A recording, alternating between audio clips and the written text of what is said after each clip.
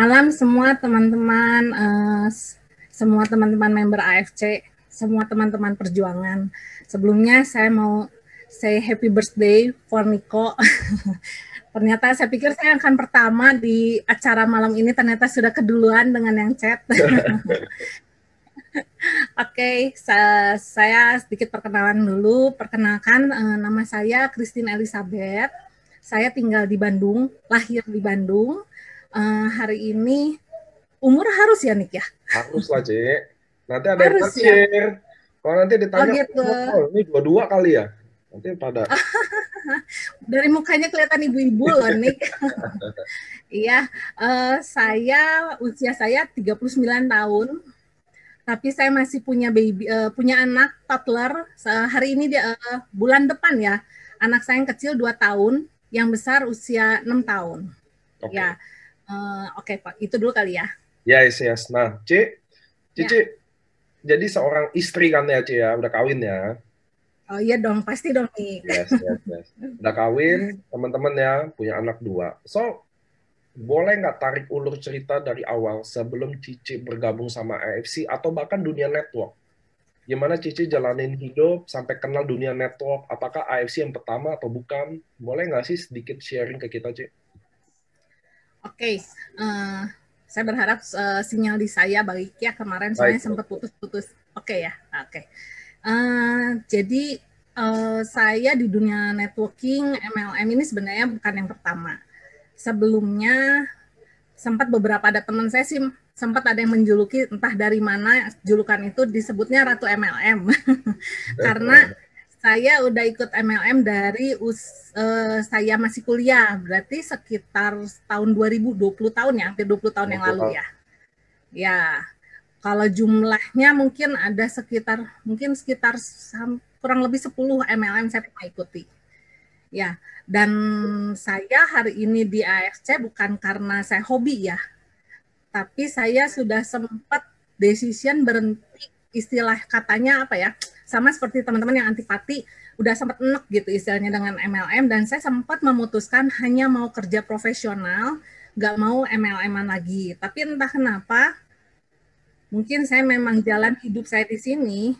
Ketika saya memutuskan itu, yang menawarkan adalah tante saya di MLM sebelumnya ya. Tante saya seorang dokter spesialis, dokter gigi spesialis yang saya tahu sangat pintar. Jadi saya berpikir kenapa mau jalanin, akhirnya saya coba lagi. Gak kerasa nyobain itu, saya udah nyoba selama 11 tahun di perusahaan sebelumnya.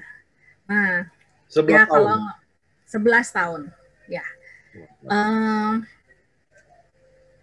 bukan perjalanan yang bukan perjalanan yang mudah, dan bukan perjalanan yang selalu menyenangkan, tapi ternyata itu semua bekal yang membawa saya hari ini ada di AFC seperti adanya hari ini. Yes, itu yang tadi saya bilang kan kalau teman-teman harus tahu, kesuksesan Anda ada di sini ditentukan bukan dari waktu Anda bergabung di sini, tapi waktu dari apa yang Anda lakukan 5 tahun yang lalu. Exactly, berjuangnya. Nah, jadi kan Cici kan udah gabung banyak MLM. So, Cici bukan dari orang yang latar belakangnya anti MLM. Betul nggak sih? Ya, ya, Ap- walaupun sempat ya, Sempat ya. Coba apa yang sempat. bikin sekarang, Anda kan katanya MLM terakhir 11 tahun, betul ya? Ya, MLM terakhir ya. 11 tahun. Sampai hari ini masih berdiri Ya, tuh? masih. Masih, oke. Dan termasuk salah satu MLM terbesar juga. Oke, so apa yang bikin Cici datang ke AFC? Tentu refernya tadi by Tante. Tapi gini, Ci. Saya pun kalau jalanin bisnis 11 tahun, mau tante saya orang sehebat apapun suruh ngomong join nggak gampang loh. Karena biasanya kan gini, biasanya kita udah bukan fanatik ya, kita udah mencintai gitu ya. Biasa kita udah 11 tahun loh. Anak saya baru lahir 2 tahun aja saya udah cintanya bukan banget. Nggak, tapi 11 tahun itu bukan waktu yang sebentar. Dan saya yakin ada driving yang lain mungkin yang bikin Cici bisa decide, oke, kayaknya gue harus ambil AFC atau apa gitu. Nah, itu yang saya mau tahu why-nya. Apa sih yang bikin driving seorang Ci Christine Elizabeth yang udah main pengalaman network 20 tahun, 11 tahun di tempat yang terakhir, tapi akhirnya datang ke AFC ini? Itu yang mungkin teman-teman juga bisa pelajari why-nya kan. Karena di bisnis ini gini teman-teman, kalau kalian nggak bisa dapat why yang kuat, waktu Anda datang dan kenapa Anda harus sukses, it's impossible untuk sukses. Nah, itu boleh nggak sih Cik Christine sharingin ke kita? Apa sih driving yang paling kuatnya? Saya nggak, kalau saya pribadi nggak percaya kalau tante yang hebat spesialis itu, oke Christine, jalanin ini, jalan gitu. Kalau saya, siapa tahu saya salah. Ya, betul sih. Kalau ngomong cinta, tuh banget. Saya udah sangat mencintai perusahaan saya. Karena buat saya banyak hal lah ya. Saya bertransformasi di sana. Bahkan kalau kita maju dulu, saya waktu harus memutuskan pindah full time di AFC, saya broken heart gitu sebenarnya. Karena harus memilih kayak seperti memilih dua antara dia dan satu dan kedua gitu kan.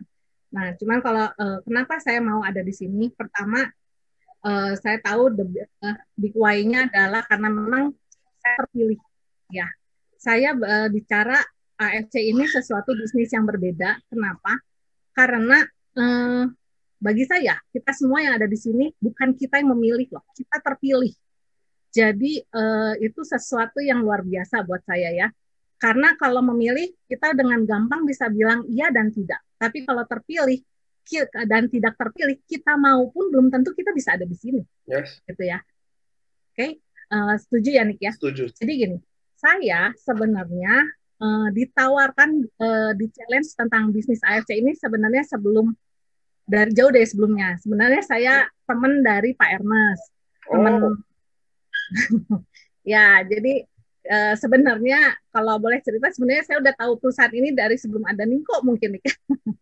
Ya, tapi kalau belum waktunya mungkin ya, dan sayanya bukan waktunya saja, dan ini bukan bicara waktu Tuhan ya, tapi sayanya belum mau buka hati, saya belum mau buka pikiran.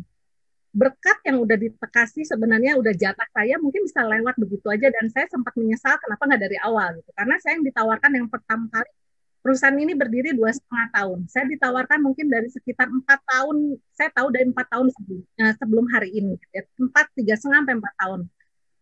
Tapi saya merefleksikan kembali apa yang terjadi. Saya itu terlalu nyaman ada di satu perusahaan. Bukan berarti nggak boleh loyal ya. Ternyata ketika kita udah terlalu mencintai, terlalu nyaman dengan satu kondisi kita, bisa jadi kita menutup diri kita dari berkat yang lebih besar. Gitu. Dan saya ditawarkan itu, saya bahkan sempat kemarin, saya lupa kalau nggak salah, Pak Ernest waktu itu ada sempat ikut, kita undang di tim kita, beliau ternyata merasa, saya baru tahu sih kalau dia tahu, waktu Pak Ernest mau offering tentang AFC ini ke saya sebenarnya prospek dia balik gitu. Saya mau grab dia di perusahaan saya gitu. Akhirnya saya nggak memutus, saya bilang saya nggak bisa, saya udah di sini, saya udah jadi belum leader besar, tapi saya sudah ada di sini gitu, udah cukup lama. Saya mau ngomong zona nyaman. Apakah zona nyaman itu benar-benar nyaman buat saya? Tidak. Kenapa? Saya hanya sudah merasa terbiasa, nyaman dengan kebiasaan yang saya nggak usah berubah banyak lagi. Tapi kalau secara income, saya sudah nggak dapat banyak. Kenapa? Karena hari itu saya sudah repot dengan anak. Dan singkat ceritanya, saat saya memulai AFC itu lagi kondisi yang sangat-sangat terpuruk. Rasanya hidup paling berat tuh ada saat saya lagi memulai AFC. Lagi minusnya 3 digit. Suami saya kena syaraf kedua, sehingga harus resign di saat saya lagi hamil 3 bulan. Jadi bisa dibayangkan bagaimana kondisi saya saat itu ya, memulai sebelum ada AFC ini, saya benar-benar pontang-panting gitu istilahnya. Tadi sempat ngobrol sama Niko, ternyata Niko ingat gitu. Saya sempat posting, saya untuk survive, saya jual segala, apapun yang bisa saya jual. Karena basicnya saya tukang dagang gitu, saya pedagang dari kecil gitu. Untungnya saya dengan kondisi yang berat, saya dibekali, ya Tuhan selalu adil ya. Kalau kita dikasih masalah yang berat, pasti ada anugerah ya, favornya gitu. Jadi untungnya saya hobi dagang, jadi nggak terlalu merasa berat sekali gitu. untuk dagang. Jadi di saat itu saya mulai dari jual buah, walaupun saya tetap ada di perusahaan ini yang 11 tahun saya, tapi udah nggak bisa ngasih income. Kenapa? Karena di sini lebih aktif income. Ya, di sini kalau saya nggak, walaupun semua MLM selalu menggadang-gadangkan passive income, di sini saya kalau nggak kerja, saya benar-benar nggak dapat uang gitu. Dan walaupun tim saya udah ribuan, kalau saya nggak jualan pribadi, tetap nggak akan dapat bonus yang besar gitu. Nggak, tapi yang menariknya, saya tetap nyaman dengan kondisi itu. Di sana, perlu teman-teman ketahui, ini tuh semua fasilitas tuh luar biasa, bagus, dan gratis. Saya bisa bilang gratis, walaupun kita harus bayar kayak sekarang Zoom, ada kuota, ada apa, tapi murah. Karena saya di sana, setahun sekali itu kita ada, kalau diinfokan, kalau saya mau maju, mengalami satu percepatan income, saya harus ikut semua trainingnya, which is trainingnya adalah setahun sekali training Asia Pasifik, saya harus antara ke Singapura, ke Bangkok, dan itu bukan dibiayain, bukan kayak vacation ya, saya biaya sendiri. Satu kali berangkat itu 10 juta tuh kurang lebih harus saya siap, dan saya nggak punya uang. Ketika nggak punya uang, saya eh, singkat cerita akhirnya dikondisikan ya udah saya minjem uang, saya gesek apapun yang bisa berangkat. Karena harapannya setelah pergi saya bisa punya income besar. Terus kedua, setahun sekali juga ada acara besar di Indonesia, bayar minimal sejuta setengah. Setiap bulan kalau training kayak LOP gitu harus bayar 175. Bayangin biaya training saya selama setahun berapa dan selama sekian tahun berapa gitu. Jadi makanya entah kenapa saya karena sering di sana, saya apa namanya udah sangat mencintai, tapi walaupun nggak ada saya masih punya harapan, berharap dan berharap. Nah itu kondisinya di sana. Dan bagaimana cara saya bekerja di sana ya? Saya di sana saya bekerja, saya punya tempat untuk menjalankan satu sistem bisnis, which is saya membuka rumah saya dari jam 6 pagi orang udah ketok rumah saya, dan saya buka dari jam 6 sampai jam, rutinitas saya ya, jam 6 sampai jam 10, kadang-kadang pada akhirnya sampai jam 1 saya melayani yang datang. Jam 1 sampai sore saya keliling-keliling bawa anak saya. Terus sore saya sampai malam ngerjain lagi, pokoknya hidup saya itu. Tapi saya bisa bilang income saya nggak besar. Ya, waktu itu saya ingat banget. Saya bulan ketiga saya di AFC, saya sebut angka aja nggak apa-apa ya, bukan maksud saya ya, bukan maksud saya untuk mau menyombongkan, tapi waktu itu saya kaget, tapi itu kayak tamparan sebenarnya buat saya. Uh, saya waktu itu WA ke Pak Erna, saya bilang, aduh, saya terharu nih, kata saya mau nangis, 3 bulan fokus di sini, ternyata bisa dapat 29 juta. Tapi Pak Ernest nanyanya, membalikannya dengan pertanyaan yang bikin saya pikir ulang. Memangnya kamu 11 tahun di sana nggak pernah dapat 29 juta? Enggak, kata saya. Itu pertanyaan yang Selama di saya mau sana, tanya sih tadi. oh gitu, apa nih? Gitu ya, udah ya. Tadi 11 tahun Cici income-nya di sana berapa gitu loh. Memang it's not about income. Tapi kan Ya. berkarir 11 tahun. Training 10 juta, 20 juta ya kalau ke luar negeri. Tiap bulannya ada biayanya. Lalu Cici belum sampai ada income sampai puluhan. How they do, gimana dia lakuinnya gitu loh. Apa yang bikin orang itu, maksudnya nggak wake up. Saya nggak tahu kenapa. Dulu, saya nggak tahu teman-teman gimana ya. Tapi ada kondisi di mana kita akhirnya merasa gini, saya udah nggak bisa lagi berjuang. Saya nggak bisa lagi karena saya udah give it to all, lalu belum kunjung datang. Saya tahu, saya disuruh tunggu. Oke, saya tunggu. But 11 tahun, Ci. Apa yang buat apa? Nah, itu pertanyaan keduanya kali ya. Saya potong dikit ya, biar seru nih topik kita. Apa yang bikin akhirnya Cici apa karena zona nyamannya, jadi tidak merasa bahwa itu adalah part of it, atau ada leader yang bikin bertahan someday? Karena saya juga pernah bertahan di sebuah bisnis karena leadernya hebat. Atau saya nggak tahu apa, boleh nggak sih kita bertukar sharing ya Cici ya? Ya. Hmm, kadang-kadang saya juga ketika sama suami udah menjalani AFC cukup jauh, ketika flashback suka kadang-kadang saya mikir, kenapa ya? Itu pertanyaan yang sama, kenapa sih saya begitu mengeraskan hati sampai baru masuk di tahun keduanya AFC gitu kan. Kayaknya kalau ngomong ketinggalannya udah jauh banget, tapi saya mikir it's about heart gitu. Saya balik lagi idealisme manusia kadang-kadang kan ada di orang-orang yang merasa nyaman ketika dia dapetin sesuatu tidak melulu income uang. Tapi lupa bahwa uang itu perlu gitu. Jadi saya tetap ada di sana karena apa? Pertama, saya untuk budaya dan semua perusahaannya saya sangat mencintai karena saya merasa diubahkan dan saya punya komunitas yang bagus di sana.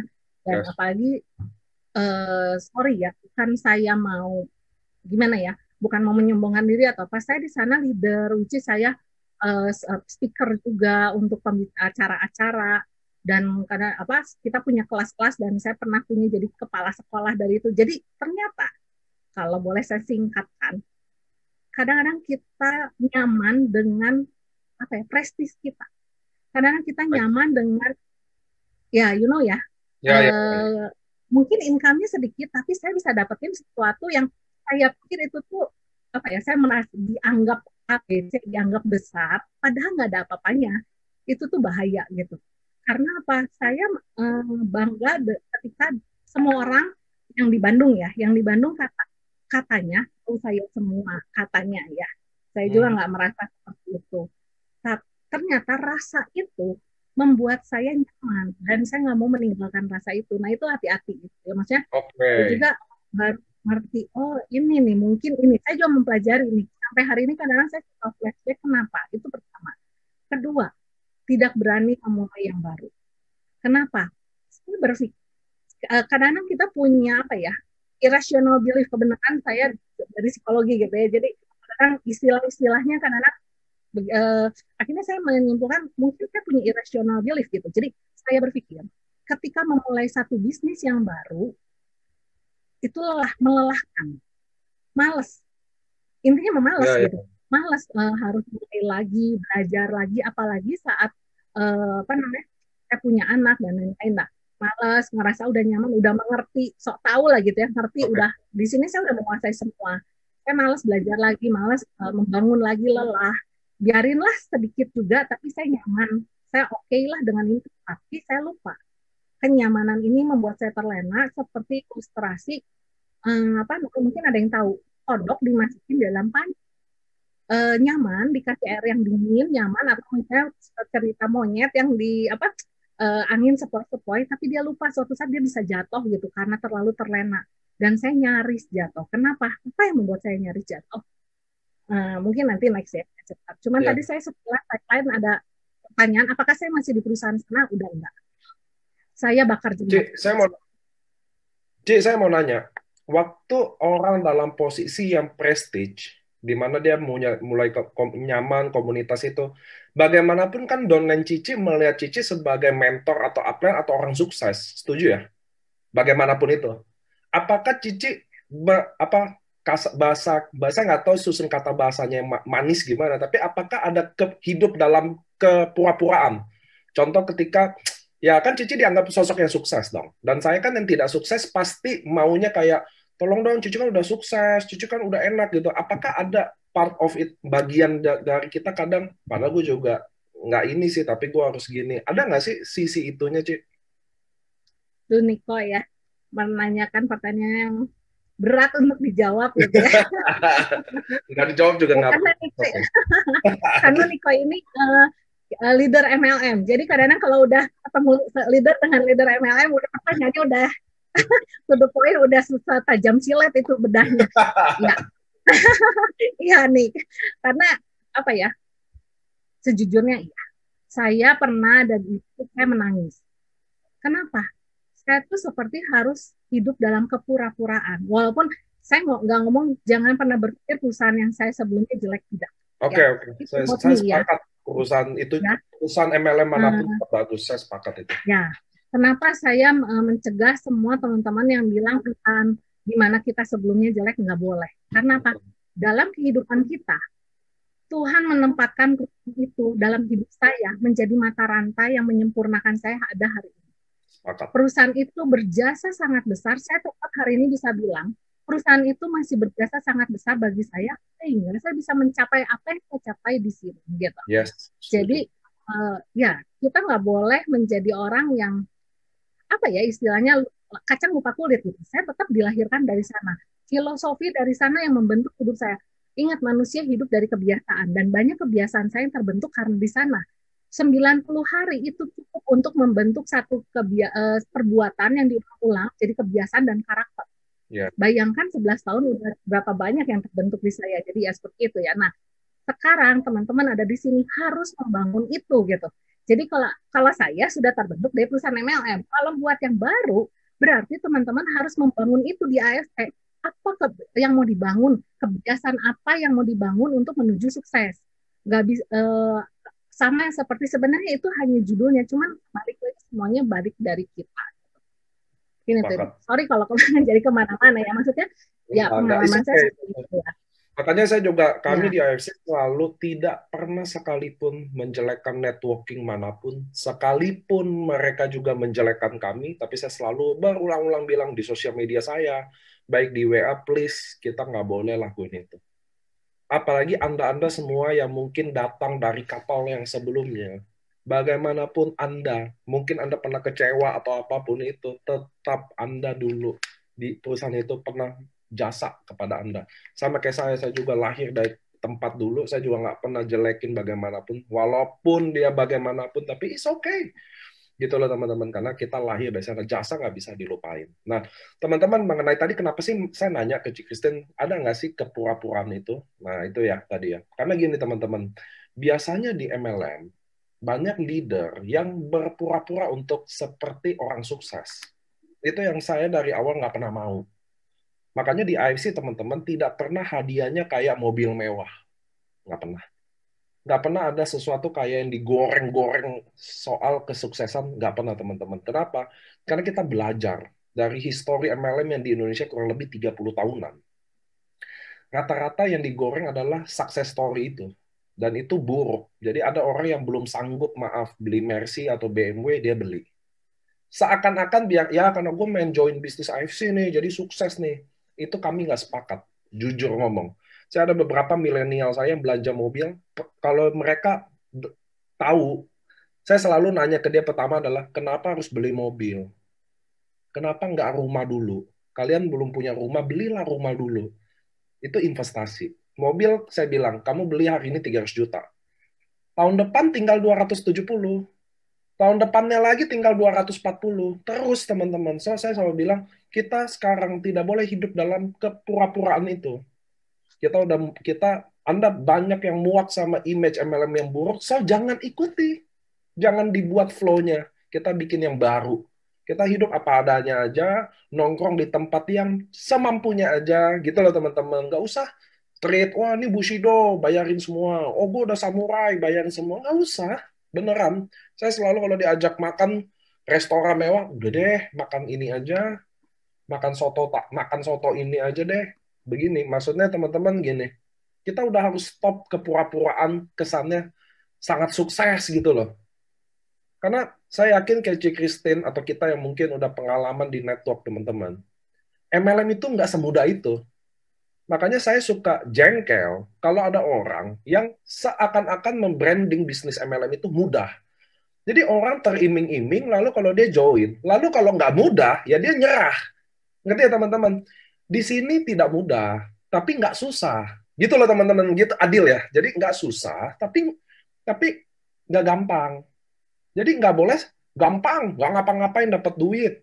Oh, nggak boleh kayak begitu. Saya jujur paling jengkel sama ada leader-leader di Instagram kan kita saling tag-tagan ya. Kadang saya nggak post. Karena kesannya dia brandingin bisnis ini yang mudah. Maksudnya kita nggak boleh. Bisnis ini sulit, men. Percaya nggak Anda?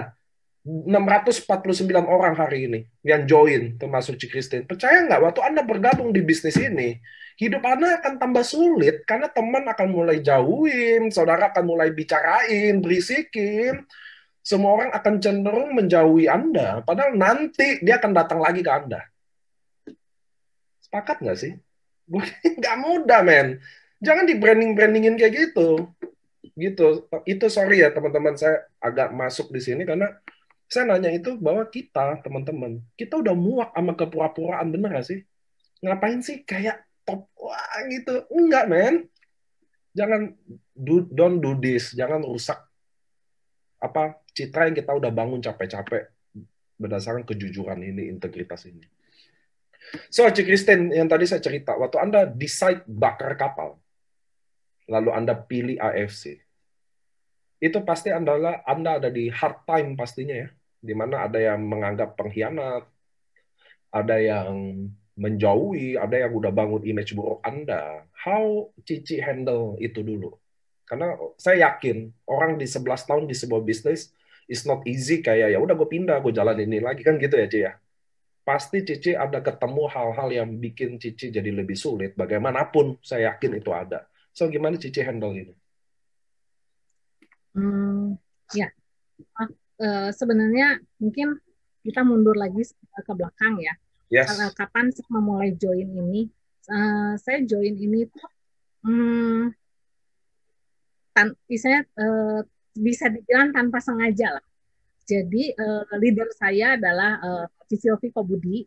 Mereka orang yang sangat sabar menunggu saya karena berapa kali mereka mau bikin appointment sama saya karena diutus Pak Ermas katanya untuk prospek saya. Cuma itu kalau saya tuh dari posisi yang tutup mata tutup kuping, nggak kalau ada tahu MLM asuransi udah pasti tidak akan pernah ketemu saya gitu karena saya tahu pasti di prospek gitu kan.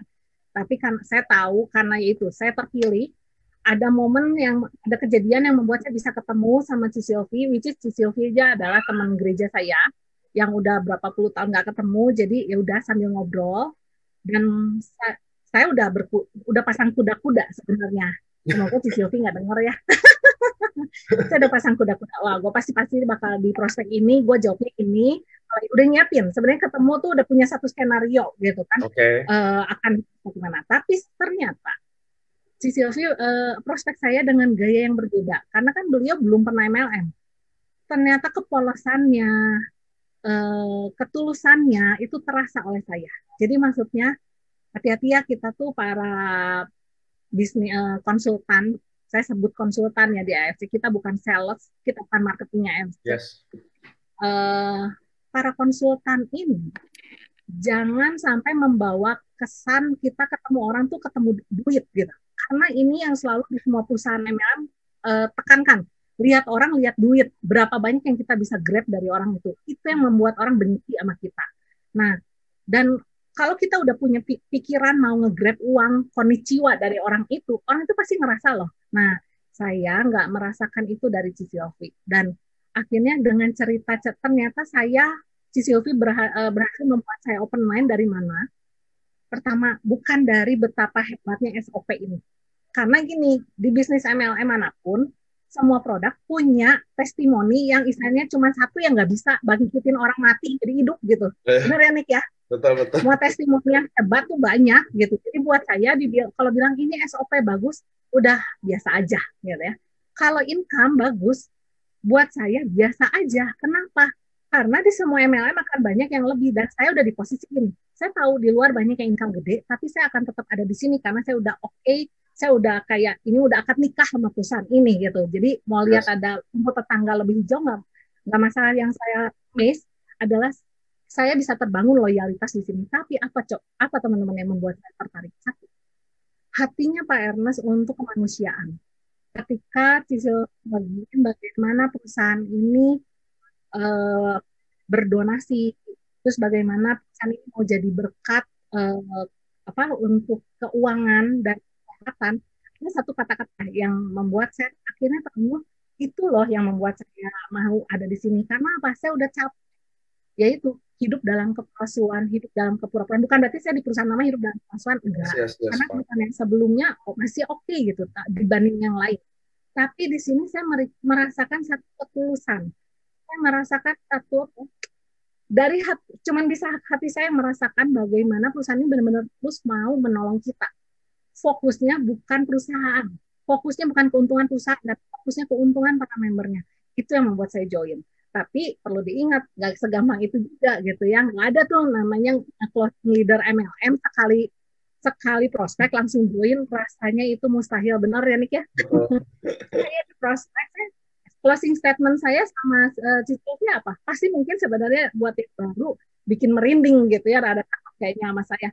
Saya ngomong gini, Sil, kebenaran teman ya, saya bilang, Sil, jangan pernah follow up saya. Karena buat saya, kalau saya tempat saya ada di sini, nggak usah di follow up, saya akan kejar, saya akan cari dan saya akan menyerahkan diri untuk masuk.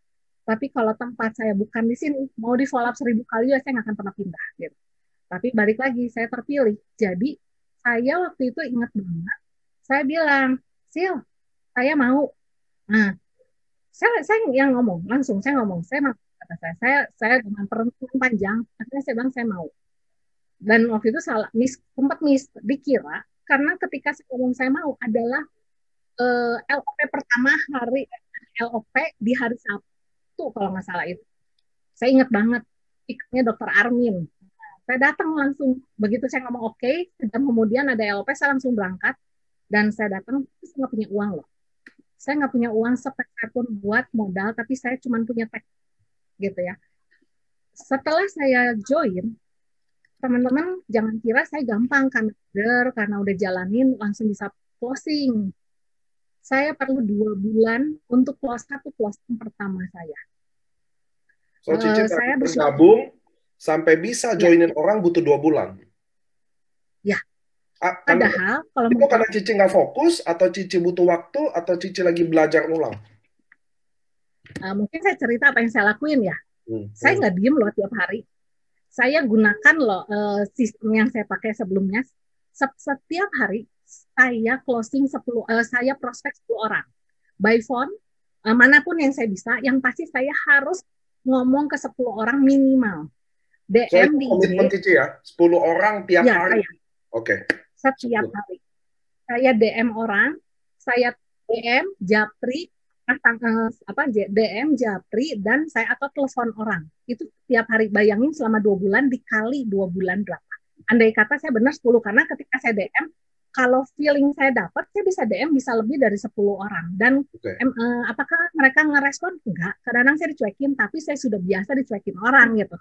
Malah saya berpikir, apa yang bisa bikin mereka, bagaimana saya bisa attract mereka untuk merespon apa yang saya offering gitu.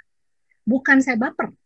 Saya nggak baper, karena saya berarti salahnya di saya. Mungkin apa yang saya offering ke mereka, caranya, cara approach dan materinya nggak menarik buat mereka. Nggak pengen mereka merespon gitu. Akhirnya saya tiap hari saya coba kemas lagi. Kayak sekarang kan, semua bisnis itu bukan lagi isinya enak atau enggak, betul. Sekarang bisnis itu packagingnya mana yang paling bagus, itu yang isinya nggak enak, nggak apa-apa, yang penting packagingnya bagus. Nah, sebenarnya kita tuh sama. Bagaimana kita mempackage bisnis ini gitu. Membuat mereka tertarik, minimal mau menoleh gitu. Saya selalu berpikir gimana caranya. Nah, sampai akhirnya saya ingat tiap hari, itu belum corona, saya join di bulan November. Saya join di bulan November. Setiap hari juga saya pergi. Kalau nggak salah, saya tetap harus ngomong sama orang minimal 1 atau 2 orang. Ketika saya ngomong sama orang, saya titip anak saya dulu ke mama saya. Kalau nggak ke yang kerja, saya pergi. Saat itu sampai satu hari saya nangis di jalan. Udah itu di 2 bulan gak ada yang closing. Begitu berat sampai saya bilang, Tuhan, mungkin tempat saya nggak di AFC, saya mau balik lagi aja. Pasti teman-teman ada yang notice nih. Kenapa saya nggak pasang di status gitu kan? Saya tadi cuma sebutin yang lain, saya nggak ngomong di status dan feed IG. Karena saya masih ada di 2 pra. Karena saya masih menjalankan itu. Karena kan gini, saya mindset saya gini, jaga-jaga. Kalau saya udah buang ini, udah posting-posting, ternyata AFC nggak jalan, matilah saya gitu kan. Bayangin, saya memulai kan suami lagi nggak kerja loh. Dengan anak masih umur sekian gitu, masih umur belum setahun, waktu itu masih berapa bulan.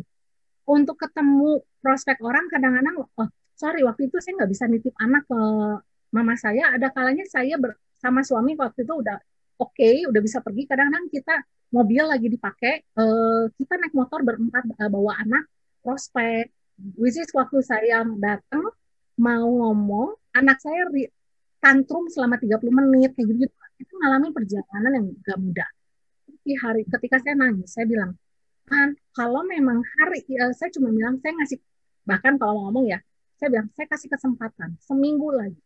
Kalau dalam seminggu lagi, saya udah nggak dapat lagi, saya give up. Bukan kenapa, saya kan harus melanjutkan kehidupan saya.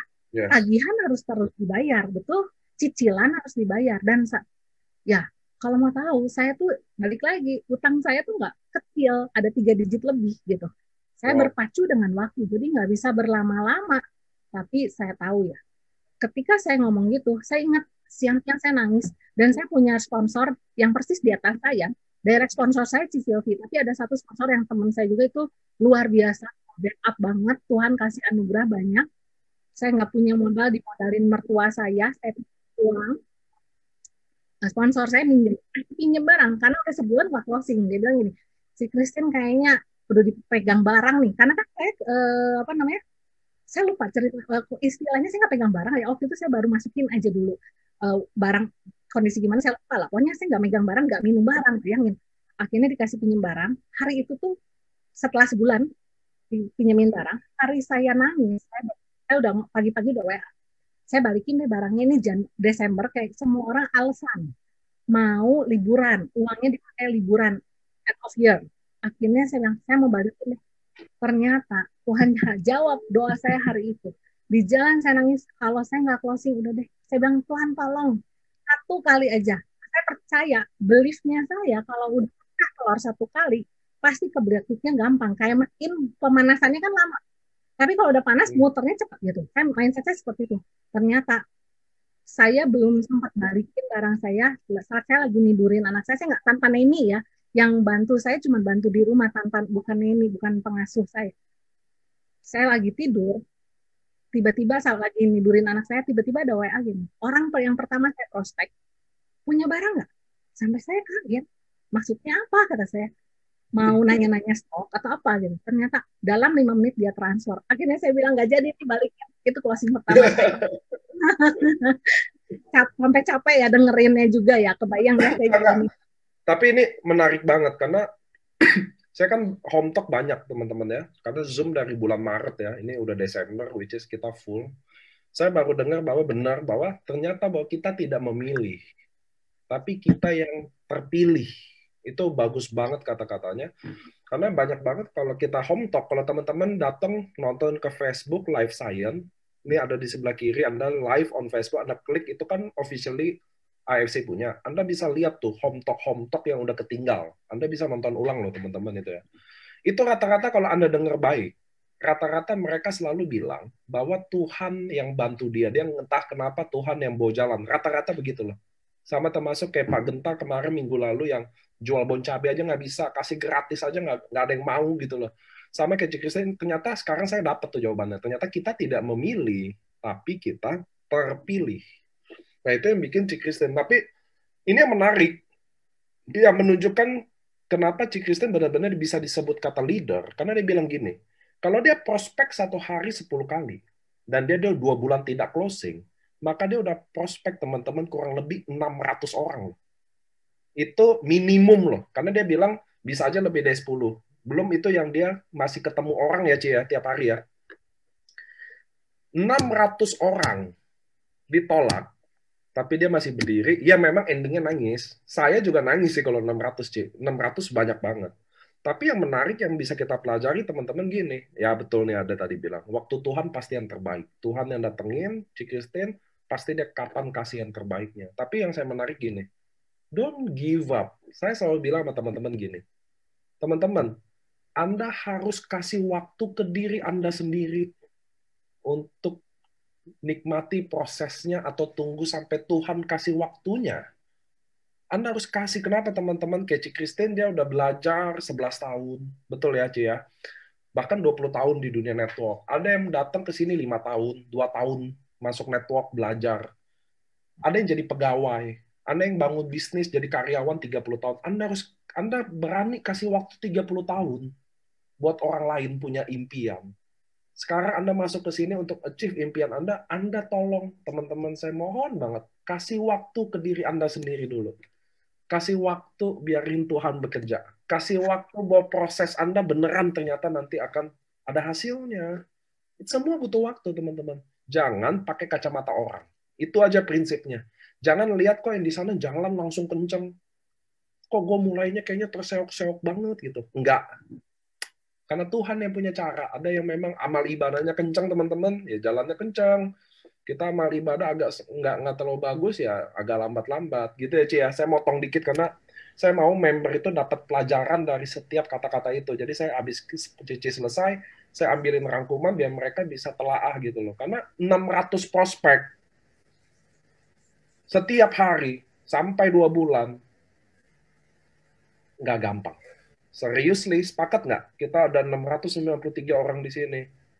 Nggak sama sekali gampang untuk keep doing. So lanjut, Cik. Jadi Cici bulan ketiga, kan 2 bulan tuh. Jadi jalan 2 bulan lebihnya udah bisa closing 1 kan? Iya. So selanjutnya gimana? Apakah langsung datang sesuai keinginan? Apa ternyata ya sekali aja? Boleh sih lanjutin nih story-nya nih. Kayaknya harusnya sih kalau bikin skenario udah gitu happy ending gitu ya. Ternyata enggak kok. Ternyata itu baru awal dari long journey. Karena dari situ saya nggak closing yang oke dan nggak jalan loh bisnisnya sampai di bulan keempat.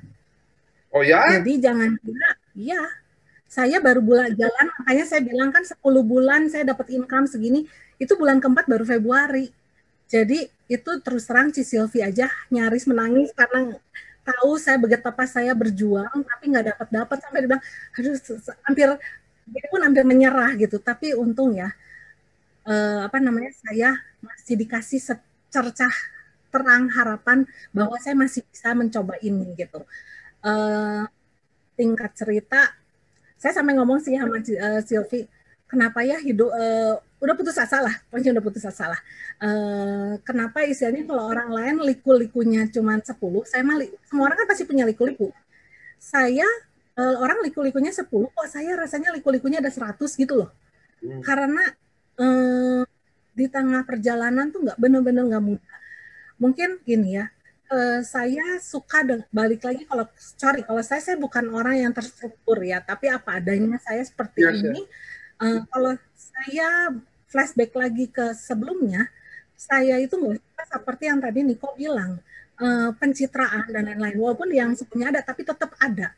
Sampai saya pernah tahu ada satu cerita orang ngomong di panggung income-nya sekian, tinggal di apartemen, ternyata donen saya ngikutin. Ternyata rumahnya di rumah petak di belakang apartemen atau rumah mewah itu loh. Jadi kalau itu saya takut gitu, saya nggak mau kayak gitu. Ini hidup apa ya? Hidup kepalsuan. Apalagi saya punya background. Saya punya background bukan orang yang hidup enak gitu. Kalau orang pernah bukan hidup enak masuk dalam LMLM, aduh hati-hati banget. Cuci otak bagaimana pencitraan untuk kita tuh udah sukses, udah kaya, karena selama ini kan sering direndahkan. Selama ini kan sering dihina orang. Berpikir MLM adalah jalan tol menuju kesuksesan saya, supaya saya mendapatkan harga diri saya. Makanya saya bilang, saya sempat nyaman di area, benar ya? Nah, mundur lagi, saya cerita, saya bukan lahir dari keluarga ada. Papa saya kerja di yayasan kerohanian, which is gajinya nggak nyampe UMR. Buat saya, sate 10 tusuk itu bukan untuk satu orang, tapi untuk sekeluarga. Saya berempat, mama, papa, adik saya satu. Selama saya tinggal sama orang tua saya makan sate 10 itu untuk berempat. Tinggal sisa kan seorang dua nih. Sisa 2 ini rebutan siapa yang dapat nih. Gitu. Sampai ketika saya tersadarnya kalau saya nggak biasa hidup saya ketika saya pacaran sama suami saya.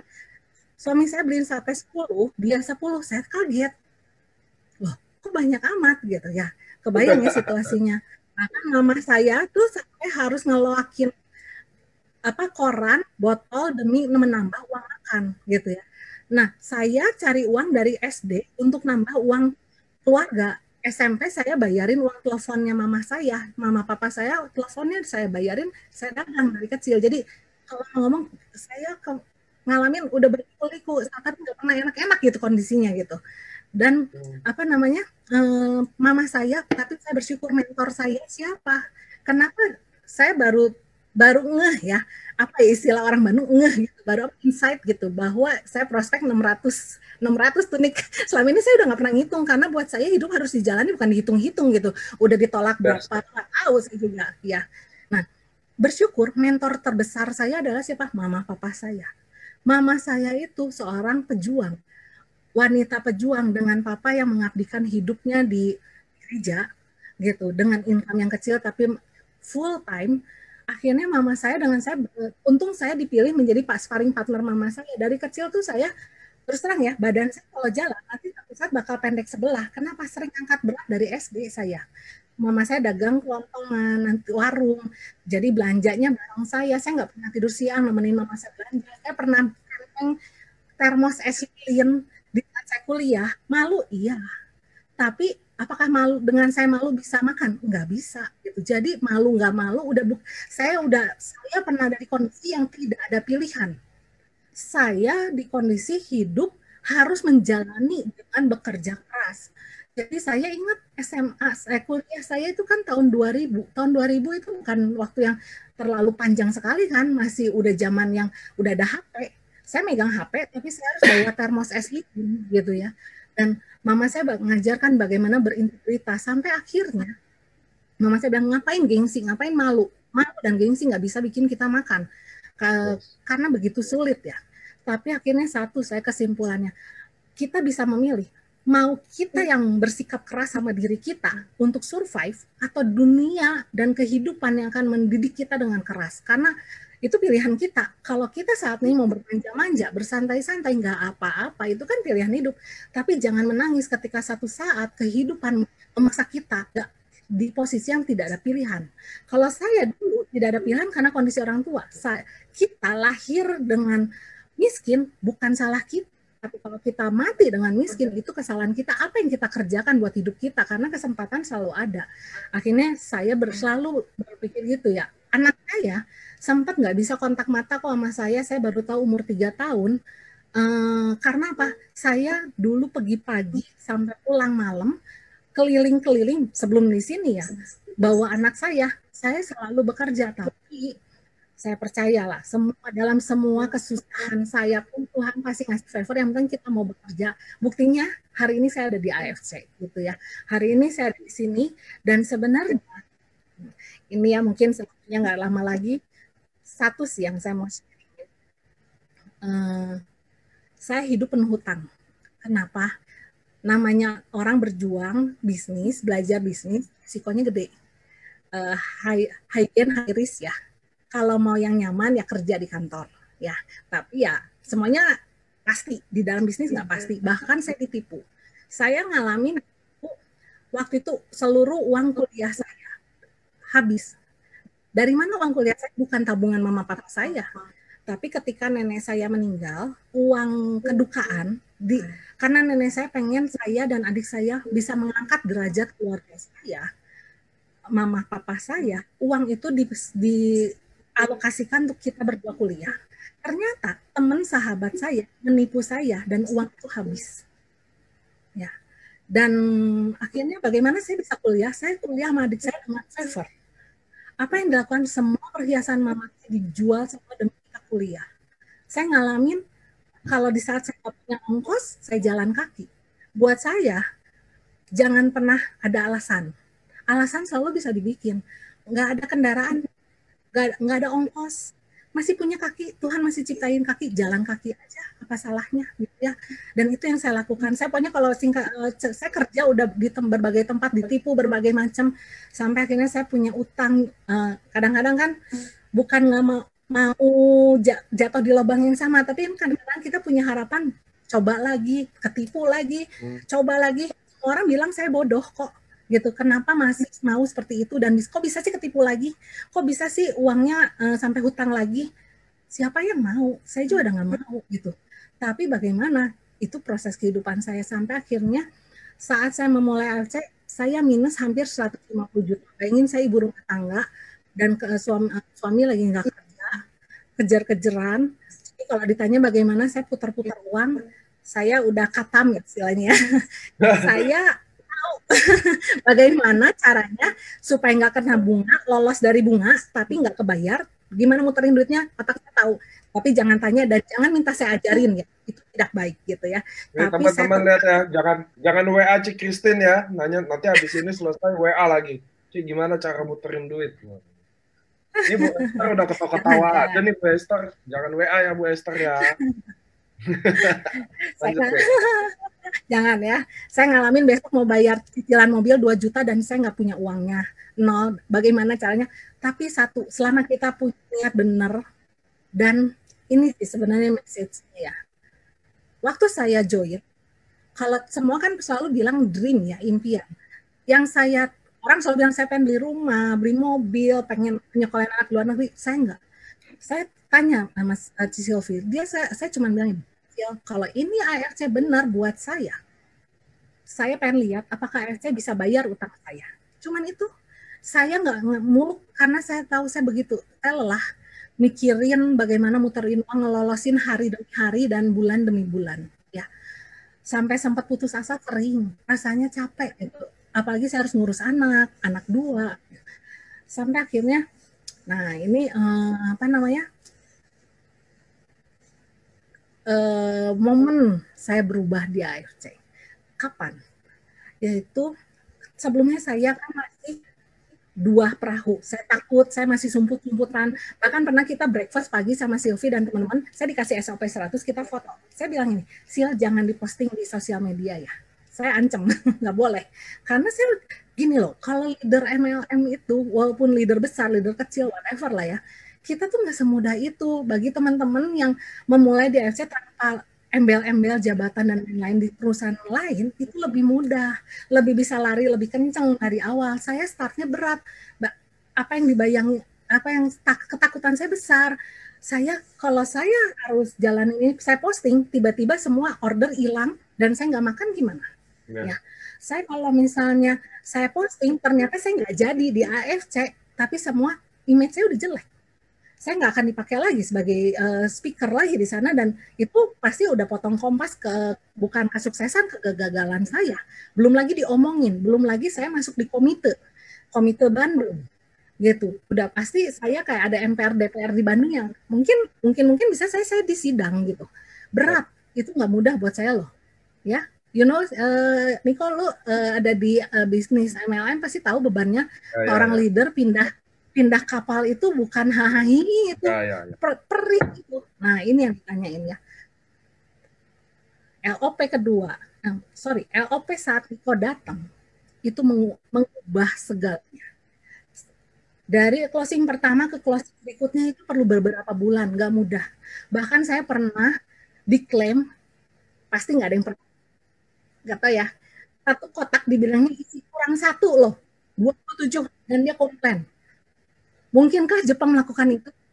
Dan dia minta ganti, sampai saya akhirnya bikin surat bermeterai. Saya tahu saya dibohongin. Tapi ini yang ngebohongin oma-oma, umur 74 tahun. Dan dia fight, saya demi Tuhan, misalnya begini. Saya juga harus bikin, saya bikin bermeterai. Nah, terus nanti ada yang udah beli, udah dijadiin member, ngekeh pengen dibalikin dengan marah-marah, ngamuk-ngamuk. Emang closing pertama dan selanjutnya saya mudah tidak sampai sponsor saya bilang, lu kenapa sih? Kenapa? Udah mas besar. Begitu dapetnya aneh-aneh. Saya nggak tahu gitu ya. Tapi akhirnya, apa yang membuat saya stay sampai hari ini? Apa yang membuat saya membakar kepala saya ketika perjumpaan dengan Niko gitu ya. Tapi ya nggak bisa dipungkiri. Iya, ini pertemuan kita waktu itu ya. Jadi waktu itu Niko datang, karena kan sponsor saya bukan orang MLM, jadi hot button itu nggak dapet. Tapi saya dapat ketulusan. Jangan kira ya, saya kalau yang datangnya Niko pertama kali prospek saya nggak akan mau loh. Saya pasti nggak akan mau pernah. Niko mau kejar saya sampai di mana, jebak saya nggak akan pernah berhasil. Tapi ternyata ketulusannya si Sylvia sama Kobudi itu yang meluluhkan saya, itu buka pintu hati saya. Jadi tiap orang tuh punya mata rantai tersendiri gitu. Nah, ketika tapi saya perlu hot button untuk drive saya untuk fighting apa kekuatan saya dan sesuatu yang ketemu nyawanya lah. Karena saya bukan orang yang setengah-setengah. Saya kalau mau jalan, tidak. Dan alasannya apa saya harus jalan? Gak mau sih alasan yang ngambang, yang klise, yang ingin dapat uang. Kalau dapat uang aja mah nggak usah di MLM, kerja aja jualan juga pasti dapat uang gitu ya. Kalau cuma mau dapat apa namanya jualan doang, kalau aktif income, kalau mau aktif income ya nggak usah di MLM. Mau jualan baju juga aktif income, mau buka toko itu aktif income. Toko buka dapat duit, toko tutup nggak dapat duit, apa bedanya? Ya, di sini saya mau mencari yang beyond dari semuanya itu gitu. Karena apa? Satu, saya kasih kunci ya dulu. Ini sebenarnya utang saya sama Niko waktu di voice note terakhir. Niko, saya pengen sharing apa sih yang membedakan MLM kita dengan yang lain? Apa hot buttonnya kalau kita ketemu MLM lain? Satu kata, stabil income. Ya, stabil income itu saya tekankan teman-teman yang mungkin ada yang nggak paham. Tapi kalau yang ada di MLM pasti Anda paham. Mungkin yang kerja juga kalau yang kerja itu stabil income ya. Tapi kalau yang usaha, mungkin Anda paham. Stabil income, bahkan income naik, itu sesuatu yang buat saya sangat-sangat powerful di AFC. Kenapa? Di tempat lain, nggak hanya di tempat saya sebelumnya, hari ini saya bisa kaya, bisa dapat income 10 juta, 20 juta. Besok saya bisa nol. Besoknya lagi bisa 3 juta, besoknya lagi 7 juta, tapi besoknya lagi cuma sejuta dan bisa 300.000. Saya kalau mau dikasih lihat kayak di apa ya, kita nah, istilahnya apa ya, yang itu kan akunnya AFC kita kan itu ada income per tahunnya. Saya bisa kasih lihat tapi saya nggak mau ya, karena di sini bukan kita untuk ini ya. Cuman saya mau ngasih tahu teman-teman harus paham ini stabil income. Itu yang membuat saya stay di sini. Ya mungkin kalau teman-teman saya mau nge-grab MLM lain, ini satu kata kunci loh teman-teman, stabil income. Dan mereka, saya yakin semua yang dengar kata ini dari yang meremehkan kalian pasti akan langsung noleh. Kenapa? Ini yang saya rasakan di sini. Yang bikin saya menangis, berapa kali saya sering menangis kalau saya buka yearly saya, setahun saya dapat berapa income tahunan. Gak nyangka gitu. Kenapa? Saya udah terbiasa roller coaster, income saya roller coaster. Ya. Nah, cuman satu hal. MLM lain selalu menekankan you are close line, ini downline. Ini downline saya, ini cross line saya. Ya, saya menerapkan di tim saya nggak ada hak saya minta ada seperti itu, tapi saya menerapkan di tim saya tidak dalam koridor yang benar ya, dalam arti yang benar ya, jangan menyalahartikan ya, dan jangan memanfaatkan istilah ini. Saya mulai mengistilahkan love line. Kita harus mengasihi line bukan cross line. Mereka bukan lawannya kita. Tahu nggak teman-teman, lawannya kalian siapa? Orang yang belum member AFC. Kalau teman-teman menjadikan sesama member AFC lawan kalian, perusahaan AFC bisa runtuh karena apa? Di dalamnya saling baku hantam gitu ya. Kalau saya ya, itu prinsip saya ya. Jadi saya punya WA group, isinya tuh udah full, tapi apakah itu isinya semua tim saya? Bukan. Banyak tim yang leader saya bareng-bareng, nggak apa-apa. Karena buat saya kebaikan itu akan kembali dan berpulang pada yang empunya. Ketika saya membagikan ilmu seperti ini, hari ini kalau saya mau pelit gitu, nggak bisa aja soal kata stabil income itu saya keep hanya buat saya doang dan tim saya. Tapi ketika saya bagikan, dan mungkin teman-teman banyak yang prospek dan berhasil, misalnya nih, ini bukan kegeeran ya, misalnya, satu kata ini membuat pemain dan membuat banyak closing, emang saya dapat apa? Apakah saya dapat royalti dari teman-teman semua? Enggak. Tapi saya tahu, saya membagikan kehidupan bagi teman-teman semua. Maka kehidupan bisnis saya juga akan menjadi makin berlimpah. Gitu. Jadi saya sangat percaya itu gitu. Saya sangat percaya kalau saya mau berbagi ilmu, tapi dalam koridor yang benar ya. Karena gini, kita harus hargai. Ini kayak rumah tangga. Kita nggak boleh ikut campur rumah tangga orang. Kita nggak boleh ikut campur grup orang. Dia punya leader sendiri. Tapi kita boleh sharing. Tapi maksudnya ngerti ya, saya percaya teman-teman semua dewasa gitu. Jangan ikut campur, ikut ngedidik anak orang. Salah-salah, menurut kita benar, menurut mereka belum tentu benar. Nanti kita bisa ketempuhan. Cuman maksud saya gini, paradigmanya itu jangan mengkotak-kotakan. Saya merasa saya grow ketika di bisnis sebelumnya, saya sering nolongin orang, tim-tim lain. yang ayo kita menyemangati minimal dengan apa sih? Kalau kita nggak punya ilmunya, karena masih baru, minimal menyemangati teman-teman dan jangan pernah sirik sama closingan orang lain. Itu mangkok nasinya dia, bukan mangkok nasinya kita. Jangan berpikir, aduh sama dia, coba kalau misalnya saya duluan, pasti sama saya. Belum tentu. Karena itu mangkoknya dia. Jatahnya dia yang udah Tuhan kasih buat dia. Mau kita lebih dulu pun kalau bukan punya kita nggak akan pernah nyampe loh ke kita. Dan jangan pernah merebut mangkok nasi orang. Kalau kita merebut mangkok nasi orang, mangkok nasi kita juga akan tumpah loh, gitu ya. Jadi itu sih prinsip-prinsip yang saya pegang gitu. Karena saya berpikir gini, tabur tuai. Hal yang positif akan menuai banyak, tapi hal yang negatif pun jangan lupa itu akan kita tuai banyak. Satu benih, jagung itu ditabur dari satu biji jagung menjadi puluhan ribu. Kebaikan kita yang kecil akan kita tuai puluhan ribu, banyak kebaikan akan balik pada kita. Demikian pula yang salah, yang jahat dari kita. Makanya saya sangat menjaga integritas karena saya selalu ingat itu. Kadang-kadang ya, tergoda selalu ada masih manusia untuk misalnya ya rada ini mah kan dosa putih katanya ya. Saya yakin nggak ada dosa putih, dosa hitam. Pokoknya intinya mikir gini, kalau kita diperlakukan kita, mau nggak? Kalau nggak mau berarti jangan melakukan itu gitu. Terus sorry kenapa ke sini ya? Nah, balik lagi hutang saya itu tuh beban yang terbesar. Kenapa? Saya masih punya utang dari 20 tahun. Dan Hah? kenapa saya menangis? 20 20 tahun tahun? yang lalu nih kok. 20 tahun yang lalu. Yang saya nggak mampu bayar. Ya, adik saya lulusan accounting. Adik saya beliau adik saya ini terlalu kasihan gitu sama saya. Saya berjuang sana sini ditipu. Namanya orang nggak bayar, ditipu. Udah sering sampai adik saya bilang, Ci kalau misalnya lu uang kekumpul semua kayaknya udah kebeli rumah, kebeli mobil, kebeli segala. Tapi hari ini saya nggak punya rumah. Saya punya mobil karena terpaksa waktu itu harus kerja bawa anak. Anak saya dari 5 bulan saya bawa setiap hari pagi sampai malam sampai kena pneumonia. Waktu itu saya berjuangnya tuh sampai titik kalau saya pikir ya saya nggak merasa itu berjuang sih, saya merasa itu tua. Saya nggak bangga dengan itu karena saya pikir keseharian saya, tapi orang yang bilang gila lu Tin cina bawa anak. Setelah sekarang ya juga ya kasihan anak gua nih gitu karena bayangin anak 5 bulan sampai saya suka lupa ngasih makan karena saya kalau closing saya prospek orang anak saya ditaruh di sebelah saya setiap hari begitu. Nah akhirnya adik saya tuh nanya, Ci saya bantu deh, saya bantu kita list utangnya. Tangan saya gemeteran loh. Saya nggak sanggup ngelis utang saya berapa. Kenapa? Hati kecil saya ketakutan. Karena kalau saya tahu, saya yakin hari itu punya keyakinan saya nggak bisa bayar utang. Karena boro-boro bayar utang kan berarti harusnya uang yang lebih ya. Yes.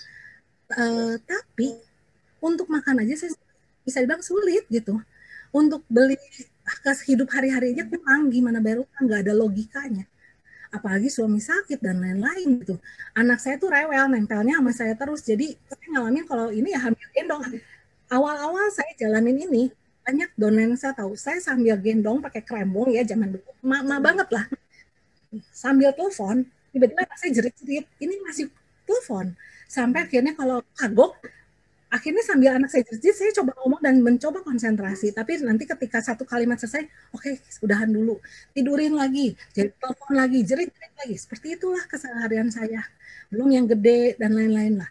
Nah, tapi saya miss ya.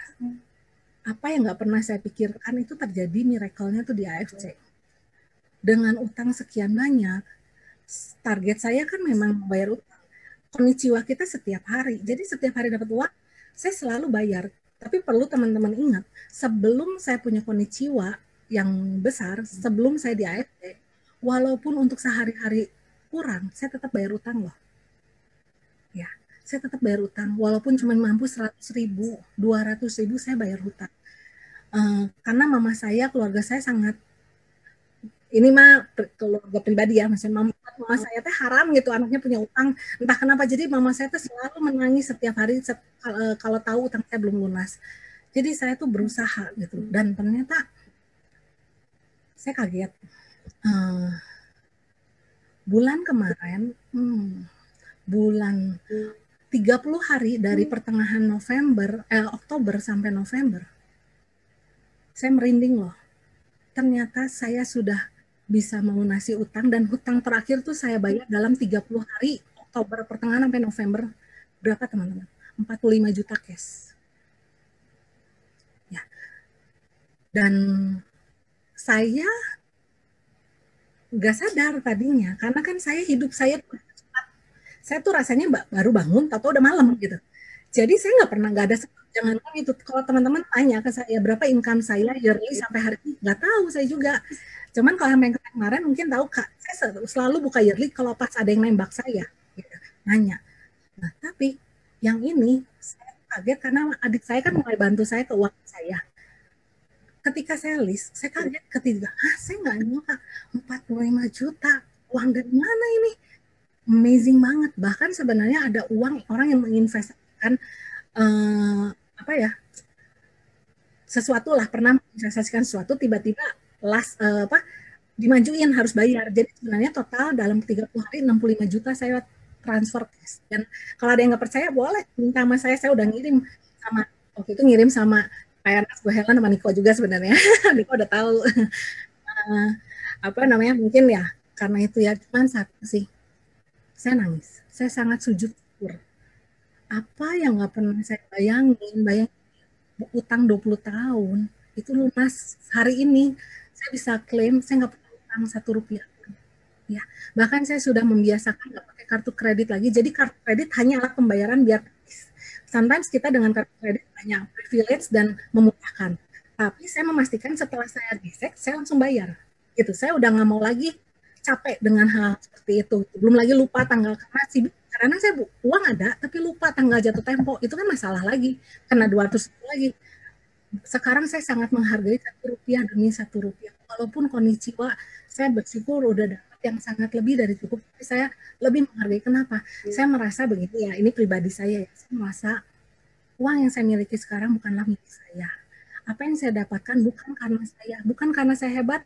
Karena gini loh, kalau saya hebat harusnya selama suami saya nggak kerja 2 tahun, saya udah hebat dong bisa bayar utang dan benar. Dan seharusnya di perusahaan yang 11 tahun saya bisa bayar utang. Tapi saya tahu ini semua favor anugerah Tuhan buat saya. Dan kebenaran mungkin saya masih mau berjuang, jadi dikasihnya sekarang. Mungkin teman-teman pernah lihat ilustrasi yang membelah tebing, apa sih ini istilahnya, yang tebing pukulin keluar berlian. Kadang-kadang kita sering kali kita selesai di saat cangkulan terakhir mau dapat berlian besar. Andai kata saya melepaskan AFC ini, saya tetap ngekeh gitu, istilahnya bersikeras dengan perusahaan yang lama. Apakah hari ini utang saya lunas? Saya yakin bukan lunas loh. Saya hutang makin besar karena ini kan COVID. Teman-teman harus ingat ini kan COVID gitu ya. Dan saya memulai 1 bulan sebelum COVID. Bagaimana saya memulainya? Jadi mundur lagi. Jadi waktu itu Niko, apa ya, tapi tetap mengerti ya. Niko itu LOP, dan saya melihat, wah ini nyawanya AFC banget gitu. Beda ya kalau orang dari EDMLM, dia tahu hot buttonnya, dan saya butuh itu tambahannya gitu kan. Afternya setelah hati saya dibukakan oleh Sylvie dan Nudi, saya perlu untuk yang ada penguatannya. Tuhan baik, dikasih sebelum corona Niko, dan besokannya sebenarnya saya nomor teleponnya Niko udah dikasih Pak Ernest, sorry ya karena kepuasan, kasih Pak Ernest itu udah dari bulan November Desember. Saya cuma bilang sama Pak, nggak perlu, bukannya saya sombong, saya mau natural, saya nggak mau mentang-mentang kenal sama owner, saya punya akses VIP semuanya instan, karena saya tahu sesuatu yang instan akan runtuh ya, karena fondasinya nggak kuat. Dan ngomong-ngomong fondasi, akhirnya saya ngerti kenapa jalan saya berliku begitu panjang dibanding yang lain. Terus terang saya sirik loh sama downline saya. Downline saya tuh ada yang udah bisa closing sebelum dia member. Bingung nggak? Saya, padahal ya kejadian loh nih. Bahkan ada yang begitu hari ini closing, ada yang datang ke saya begitu closing bawa 15 member. Closing 20 dus dengan waktu itu rugi 1 member, 1 dus. Saya nggak sehebat itu loh. Tapi saya mengerti hidup kita seperti membangun satu kehidupan itu, seperti membangun bangunan. Ya, kalau misalnya kita destiny-nya kita membangun satu rumah 1 lantai, fondasinya akan ditujukan untuk bangunan rumah 1 lantai kayak IMB lah ya. Blueprint-nya kita apa? Nah, akhirnya ini mah entah saya ngeklaim GR atau ngeklaim sendiri ya, saya akhirnya belajar memahami mungkin saya ditujukan untuk membangun menjadi bangunan kantor atau hotel mungkin 50 lantai. Karena itu fondasi saya harus begitu kuat. Kalau enggak saya nggak akan sanggup gitu kan untuk menampung sekian banyak orang. Nah, Yes. dari situlah saya akhirnya belajar menerima. Kalau enggak saya sakit hati loh dengan perjalanan saya, gitu kan. Sirik loh dengan semuanya begitu mudah. Nah, ketika Niko begitu Niko LOP, besokannya kalau nggak salah saya langsung telepon Niko, Nik, saya bisa nggak ketemu sebentar aja? Karena saya ngerasa harus nih ketemu sama Niko untuk ngerti kenapa saya harus di sini, kenapa saya harus bakar jemputan saya. Akhirnya Niko waktu itu cuma ternyata waktu saya telepon, kan saya pikir dari EOP malam pagi, mungkin pulangnya sore jalan-jalan dulu di Bandung kan biasa ya, semua speaker tuh pengen jalan-jalan dulu. Jawabannya gini, udah ada di kereta api Ci, mau pulang, mau pergi lagi. Kalau nggak salah 30 menit lagi berangkat. Wow, tunggu kata saya. Kebenaran saya ada di jalan dan nggak jauh Bandung kan sejauh-jauhnya ya segitunya lah ya. Akhirnya saya hanya punya 20 menit untuk ngomong sama Niko sebelum Niko naik kereta api. Saya cuma nanya 3 pertanyaan ya Nik ya. Satu, kenapa saya harus di AFC? Kenapa saya harus bakar jembatan saya? Kenapa saya harus tinggalin perusahaan saya yang lama? Kedua, apakah perusahaan ini akan bangkrut? Bagaimana sistem bonus ini yang begitu luar biasa bisa berjalan sekian lama kata saya. Dan kenapa saya harus pindah di sini? Kan sama aja. Gitu. Sampai Niko nanya, bilang wah ini pertanyaannya gitulah ya, jangan tipikal banget sama ada salah satu leader besar di sini. Katanya 2 orang yang luar biasa dan dibilangin, kalau saya ingat banget loh Niko bilang ini, kalau Cenah, Niko bilang ini, kalau Cici selalu nyumput, jangan harap kesuksesan itu akan datang. Walaupun akan dijauhin, tapi ambillah resiko itu untuk maju dan kesuksesan itu akan menjadi lebih lebih real gitu. Dan saya dibilang kalau nggak pernah dijalanin, bagaimana saya tahu? Akhirnya saya bisa, entah kenapa ya, pokoknya pertemuan itu tuh membuat saya kayak bangun dari tidur saya yang lama. Kemarinnya mungkin jadi sleeping beauty gitu ya. Kayak bangun, langsung saya mendesain, pulang dari Niko saya nggak bisa tidur loh.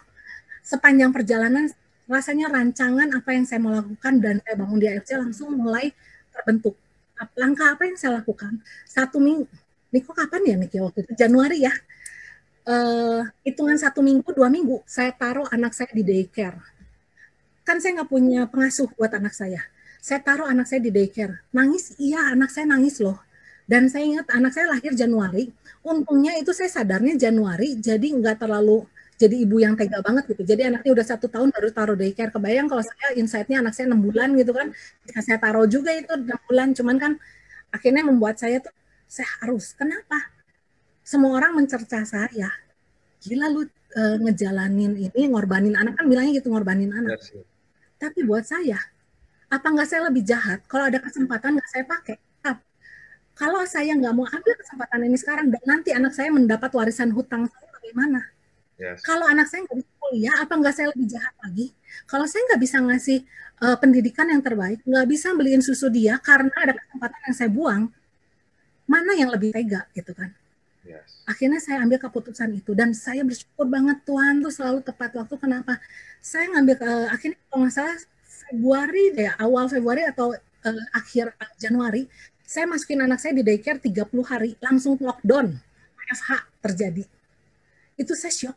Kebayang nggak? Saya baru bangun, tiba-tiba WFH, yang WFH total, semua orang Bandung ingat banget kita WFH total, daycare-nya tutup. Saya langsung lemes loh. Aduh, kata, dan saya ya udahlah, kayaknya income saya turun. Ya sudah, resiko gitu kan. Hidup kan penuh resiko. Gak jalanin apa-apa aja ada resiko, apalagi ngejalanin sesuatu. Tapi ya sudah, jalanin. Saya berjuang lagi, tapi miracle come. Beberapa setelah lewat 1 bulan, saya lihat waktu saya buka-buka lagi belajar cari income gimana lihatnya bonusnya, bonusnya naik terus loh. Bayangin ya, saya tuh November join, Desember itu yang pertama jadi apa namanya donat saya. Februari saya mulai jalan. Maret itu ya, Maret lockdown. Ternyata Maret itu saya dapat kalau nggak salah 8 juta. Langsung saya dapat berapa belas juta. Bulan ketiga dapat 29 juta. Kebayang nggak itu lockdown bulan ketiga? Dan saya lihat, nangis saya. Kenapa? Saya ngerasanya gini, kalau mau ngomong nih teman-teman, di sini effort kita tuh segini. Kalau tempat lain lah, tempat lain effort kita segini, mungkin income kita segini. Kalau di sini effort kita segini, income kita segini loh teman-teman, bahkan unlimited loh. Saya udah ngalamin, percayalah, percayalah sama saya gitu. Gak ada yang lebih baik dari sini, dalam arti gini, kalau teman-teman udah menyerah di AFC dan mau coba yang lain, AFC aja nggak berhasil, yakin di tempat lain juga perjuangannya nggak lebih mudah. Saya nggak bilang nggak berhasil ya, siapa tahu kan jodohnya di sana gitu kan. Tapi kalau perjuangannya nggak bisa memperjuangkan dulu di sini, kecuali gini, kalau udah saya gini loh nih, saya belajar realistis ya nih. Yes. Kita semua orang hidup nggak ditakdirkan seluruh warga Indonesia ini adalah member AFC, betul? Setuju? Jadi kalau ada yang memang nggak berjodoh, jangan dipaksain. Karena saya udah pernah memaksain orang, teh dipaksa-paksa, ternyata dia nggak jodoh. Karena yang kita harapkan orang besar di sini belum tentu jalan. Ketika dia di tempat, ada tempatnya mungkin jalan. Jadi berbesar hatilah kalau orang bukan tempatnya di sini. Tapi bagaimana cari orang yang berjodoh di sini kalau kita nggak pernah bekerja? Bagaimana kita bisa ketemu orang yang tempatnya di sini kalau kita nggak pernah proses? Bagaimana kita bisa dapat income kalau kita nggak pernah bekerja? Kalau untuk dapat income itu perjalanan panjang, gitu kan? Kalau perjalanan kita nggak mau lewati, jangan harap bisa nyampe, gitu kan? Nah, akhirnya yang saya bikin saya lihat ini waktunya, bentar lagi ya. Perubahan itu jangan berpikir yang saya berpikir yang cuma utang. Saya dapat lebih dari itu, bahkan beyond dari semua utang. Kenapa? Bonusnya itu tidak terbayar. Bonus yang saya dapetin dari AFC adalah keharmonisan keluarga saya. Bayang 2 tahun suami saya nggak ada income itu, saya tahu beban dia berat banget. Saya sedih gitu. Saya bingung apa yang bisa saya bantu gitu, karena saya tahu beban seorang kepala keluarga. Coba nih kok bayangin, kalau jadi kepala keluarga, istri lagi hamil 3 bulan, kena sakit seperti syaraf kejepit, kena otot skiatik, itu penyakit atlet, hamstring, sampai ngesot di lantai. Ada momennya saya harus merawat, suami saya nggak bisa turun dari ranjang, even buang air kecil pun harus diranjang. Dengan perut saya yang besar, 8 bulan, saya bawa suami Tangerang waktu itu untuk, saya mikir kalau nggak ada yang bantu nyetir, saya bakal nyetir sendiri, bawa suami saya, demi kesembuhan suami saya, tapi saya harus berjuang dengan pasti kan beban suami saya berat sekali. Siapa sih suami yang pengen lihat istrinya menderita? Siapa sih suami yang pengen lihat istrinya sengsara gitu, sampai harus pontang-panting kayak gitu? Saya yakin suami saya enggak, dia stres sendiri gitu. Dan pasti ketika suami yang lagi stres, dia tuh kadang-kadang kalau akal sehatnya hilang akal sehat itu wajar, saya maklum loh. Kenapa? Saya bayang kalau jadi dia juga belum tentu sanggup loh bisa melihat dengan rela membiarkan istrinya berjuang seperti itu, tapi dianya nggak bisa apa-apa, itu kan siksaan terberat gitu. Tapi dan akhirnya saya mau ajak suami saya tuh suami yang luar biasa, gak pernah sepeser pun minta uang saya. Tapi saya tahu, ini mungkin melenceng sedikit ya, berkat yang saya dapatkan bukan semata karena saya hebat, tapi semua dari Tuhan, dan ini berkat pernikahan saya. Kalau saya nggak nikah sama suami saya, mungkin saya nggak bisa dapetin berkat yang sebesar ini gitu. Dan ini berkat anak-anak saya gitu. Kalau mungkin nggak punya anak, saya pernah tersesat.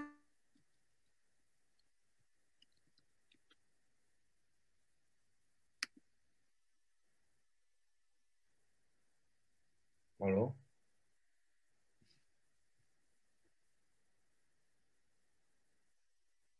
Putus ya, teman-teman ya? Apa saya yang putus? Enggak kan ya? Sayanya nggak putus ya? Malu ini. Oke, nggak apa-apa teman-teman. Sambil menunggu Ci Christine comeback, saya mau apa? Tadi lihat ya perjuangannya ya. Jadi saya dulu jujur aja waktu saya notice Ci Christine join sambil dia survive, saya tuh sampai apa, dia kan jual nasi goreng kadang buat hidupnya. Kadang saya mau beli, cuma kan dia di Bandung. Itu sampai saya lakukan loh. Saya pernah nanya, "Ci, nasi gorengnya mau dong, enak banget." Dia doing apapun buat hidupnya. Ini siaran ulangnya ada di Facebook ya teman-teman. Ci Christine putus tiba-tiba, tapi is I'm back, okay. I'm back, Manik. Ini nih, tunggu, tunggu, tunggu. Oke, Iya, lanjutin Ci oke. yang di waktu suami yang stres itu. Ya, suami saya tuh pasti emosinya juga akan jadi nggak stabil dan saya sangat maklum. Saya nggak apa ya, saya sangat memahami karena saya ngerasa suami saya juga udah berjuang dengan hidupnya dan sakitnya. Kalau mau tahu itu sakitnya suami saya, itu meraung lebih dari yang melahirkan loh. Itu sampai untuk berdiri aja dia harus pegangan teralis menahan sakit sampai gemeteran. Bahkan Pasti lah. keluar bulir-bulir putih, kebayang ya. Jadi apa yang saya dapatkan, saya merasa sebagai istri nggak boleh atau jago gitu loh.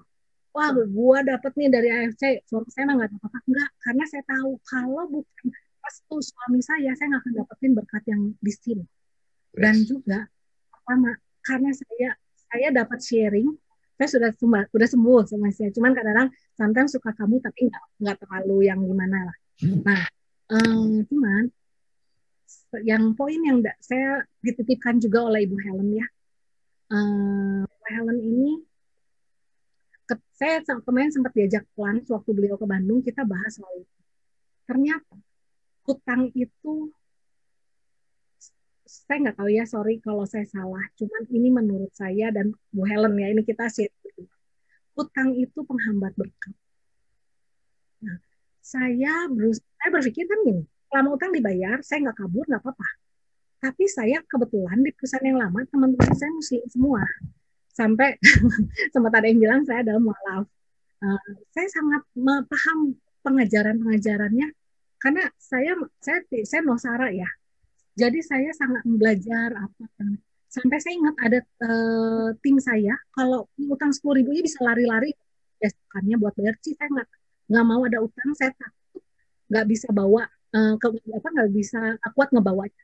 Dari situ saya belajar loh kok bisa sampai kayak gini pengajarannya apa ya terus akhirnya saya ngobrol sana sini dari berbagai sudut pandang agama dan lain-lain dan saya suka nonton TikTok kan pelajaran ya di situ saya ngerti dia saya ingat yang saya muslim lebih familiar gitu apa hutang apa riba ya hukum riba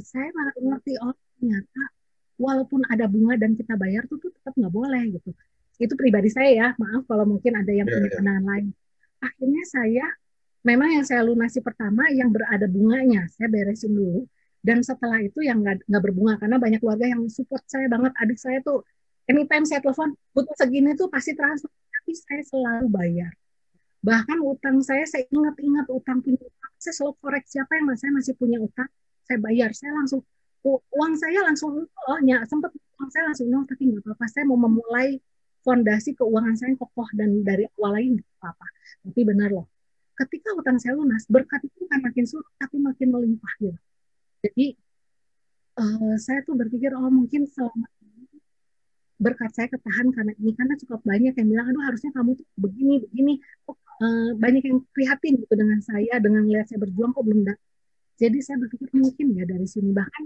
waktu itu Bu Helen tuh nitip cerita begini sama Bu Helen di Amerika ada satu istilah namanya bom kartu kredit kalau misalnya ya, limitnya 100 juta diambil 7 juta misalnya terus gak apa-apa masih bisa lolos pulang ke Indonesia tapi dia bilang hati-hati saya lihat dengan mata kepala saya teman saya yang waktu itu ngambil berapa hari ini sempat stay di Amerika hari ini cuma jualan yang untungnya tuh cuma 1.000 sampai 3.000 ya dengan susah payah dan dengan keringat dengan kerja hati-hati kata dan saya amazed loh waktu saya kan biasanya kalau udah kebayang ya bagaimana dia bilang hanya punya saya nggak punya kartu kredit saya hanya punya kartu debit dan debit itu bukan yang bukan yang biasa jujur ini loh poin kedua dari AFC yang bisa kita pelajari di mana semua MLM bermewah-mewah menunjukkan pamer-pamer ini dan itu di sini tuh semua sederhana dan saya sempat ada yang closing ikut saya karena katanya ya saya itu sederhana banget katanya padahal tahu income saya besar saya merasa itu gaya hidup saya dan saya bersyukur saya tidak memaksa saya harus berubah gaya ke sana gitu. Saya masih tetap dengan kaos dan celana saya, tapi saya nggak punya beban. Banyak perusahaan MLM yang ini penampilannya ratusan juta, tapi income-nya nggak nyampe 2 digit, kan itu sedih. Dan saya lihat di depan mata kepala saya, kebayang. Jadi fokus otaknya cuma dipakai bagaimana terlihat kaya, bagaimana terlihat sukses. Kalau begitu hidup Yes. dalam ilusi, bagaimana bisa fokus untuk benar-benar kaya gitu loh.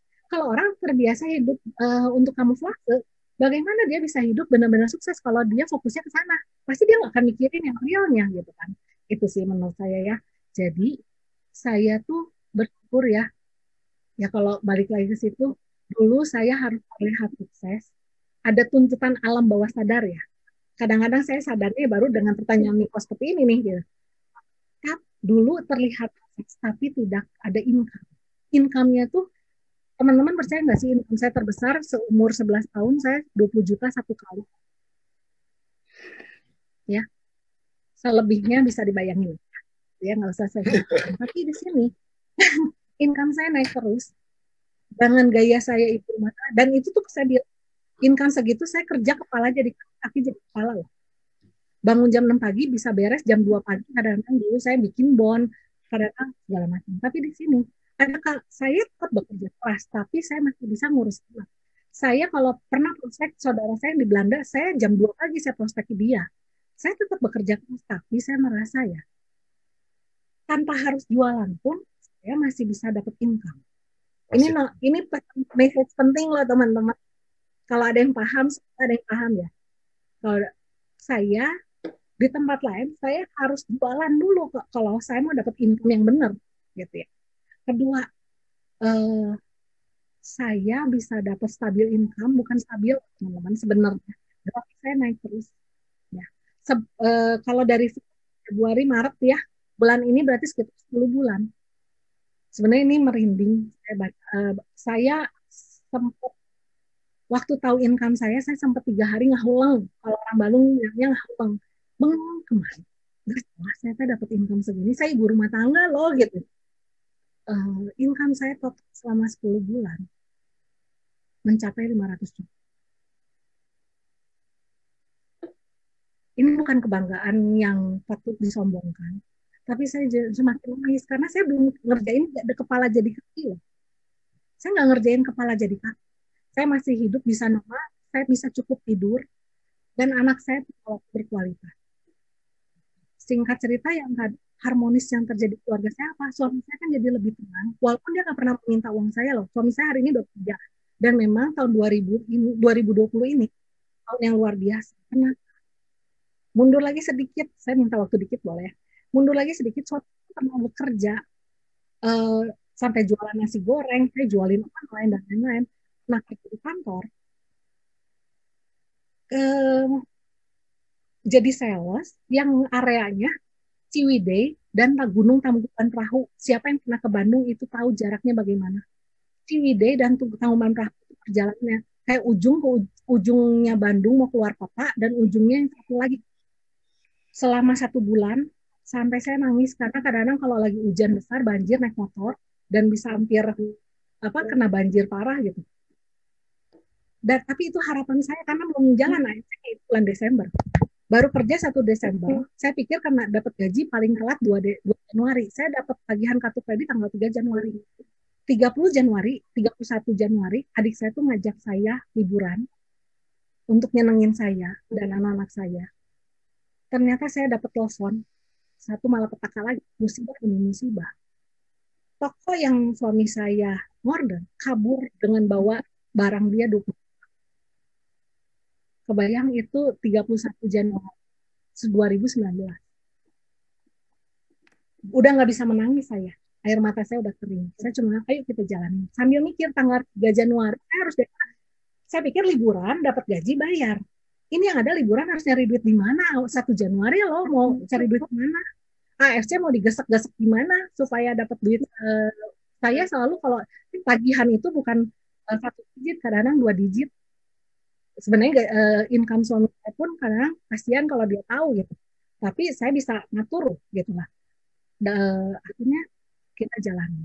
Dan setelah itu pun kena lagi musibah, berbagai musibah lah, sampai akhirnya lelah gitu. Kayak gak ada lagi saya di posisi, gak ada lagi tempat yang lebih rendah buat saya jatuh. Dengan membawa anak-anak dan suami, saya harus tetap tegar. Karena gini, kalau saya ikut stres, kan suami saya dong. Gitu. Saya harus bisa menguatkan suami saya dan tetap membawa anak-anak saya ke grow gitu dengan keterbatasan saya. Dan akhirnya awal Januari itu menjadi titik kembalikan. Suami saya dapat kerja, kerjanya puji Tuhan ya, bukan lagi biasanya selalu marketing, dipercaya jadi kepala pabrik. Dan saya di AFC. Saya cuma ngomong, gak ada yang bisa saya sombongkan setelah kejatuhan semuanya. Saya cuma mau bilang sama teman-teman, mungkin di sini teman-teman ada yang putus harapan. Mungkin ada di seperti kondisi saya, bahkan mungkin lebih buruk. Tapi saya cuma mau ngasih tahu, percayalah, masih ada harapan. Selama kita masih percaya, Tuhan tuh masih ada. Itu aja sih. Dan ternyata Tuhan ada dan saya masih ada gitu. Andai teman-teman semua bisa bayangin nggak kalau AFC ini nggak ada hari ini? Saya nggak bisa bayangin loh teman-teman. Kalau teman-teman ada yang kena masalah keuangan karena pandemi COVID, 2020 mulai bulan Maret, saya udah ngalamin masalah COVID, keuangan 2 tahun yang lalu, 3 tahun yang lalu dari anak saya hamil. Saya udah mengalami lebih dulu, nggak ada yang menyedihkan. Itu saya tahu sedihnya udah nggak ada air mata, udah speechless, udah nggak bisa terkatakan. Tapi mujizat masih ada, miracle tuh masih ada. Siapa yang pernah duga utang 150 juta, hampir 150 juta itu bisa lunas dalam 10 bulan. Lunasnya tuh benar-benar lunas. Nggak bisa ngomong. Ya. Saya nggak tahu mau kerja di mana. Coba teman-teman bisa kasih saja sama saya selain di AFC. Saya harus kerja di mana untuk melunasi utang itu. Dan untuk menghidupi keluarga. Jadi utang segitu tambah untuk biaya keluarga. Jadi mungkin closing statement dari saya, teman-teman haruslah berjuang. Kalau belum ada hasil, mungkin teman-teman ditakdirkan menjadi rumah tingkat 1, tapi menjadi hotel bintang tingkat 10 atau kantor tingkat 50 yang perlu fondasi yang lebih besar. Fondasi itu, membangun fondasi tidak kelihatan, gak ada yang mau lihat, acak-acakan, banyak pukulan, hantaman, banyak benda-benda keras terjadi di saat membangun fondasi. Berantakan, gak ada bagus-bagusnya, sakit, tapi itu yang kalau yang tahu pembangunan fondasi terbentuk, grow-nya itu cepat, finishing itu kan cepat. Saya kebetulan pernah kerja di proyek. Saya dulu kerja di Jakarta, saya dulu wanita karir, ya gitu. Dan yang akhirnya saya tahu daripada judulnya keren, kebayang nggak teman-teman? Kalau saya percaya di sini masih ada yang malu loh di AFC. Tapi saya mau ngomong ya, saya pernah kerja di proyek, customer saya adalah Ritz Carlton, customer saya adalah konsultan, bolak-balik ke sana tuh udah biasa. Ketemu GM, ketemu orang Amerika, buat proyek di Amerika, di Seminyak, Bali, itu udah biasa saya. Kesannya keren kalau ketemu sama orang, kerja di mana, di sini, proyek saya ini, kan kesannya keren. Itu hanya kesan lah. Tapi ngerjainnya, itu namanya proyek, apalagi di mall, jam tutup mall itu baru mulai. Saya tuh bisa dapat WA dari jam 10 malam, 3 pagi. Kerjanya tuh kerja keras, dapatnya gede emang. Bahkan yang punya proyek aja, saya kerja ya, owner proyek aja, owner menang tender proyek, emang happy, itu stresnya berat gitu ya. Gelarnya aja yang keren. MLM tidak keren. Saya tahu, ini memalukan kadang-kadang untuk ngomong, kerjanya ngapain, MLM kayaknya nggak keluar deh dari mulut. Tapi, ya betul ya, cuma saya coba mau ngomong, income saya bulan lalu 80 juta loh.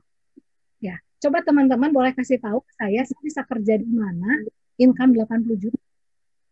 Ya, saya kalau mau jadi direktur harus perjalanan karir berapa tahun, berapa puluh tahun. Direktur tuh cuma satu loh, yang gaji 80 juta cuma satu orang. Di AFC yang dapat 80 juta udah berapa nih? 5.000 orang lebih.